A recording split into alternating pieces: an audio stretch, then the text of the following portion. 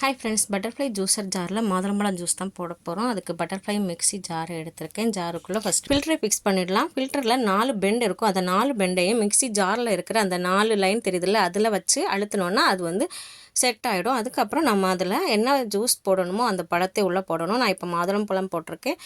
மேலே இந்த குழல் மாதிரி இருக்குல்ல, அதை வச்சு லைட்டாக ப்ரெஸ் பண்ணி மிக்ஸி ஆன் பண்ணி விட்டோன்னா அந்த ஜூஸ் மட்டும் வெளியே அந்த ஃபில்டர் வழியாக வெளியே வரும்.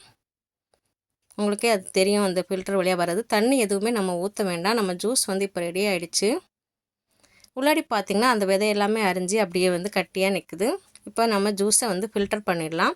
அதுக்கு ஃபஸ்ட்டு மூடி போடணும். ஒரு மூடி இந்த மாதிரி கொடுத்துருப்பாங்க. அந்த மூடியை போட்டு அதையும் லாக் பண்ணிடணும். லாக் இருக்கும்.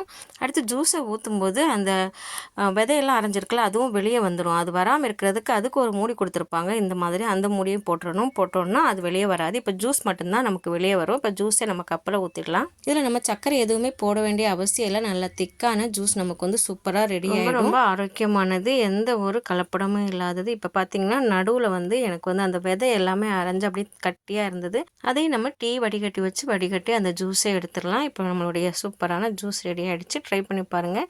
வீடியோ பிடிச்சா லைக் பண்ணுங்கள். நீல கடலோடு என்னைய சப்ஸ்கிரைப் பண்ணுங்கள். நன்றி.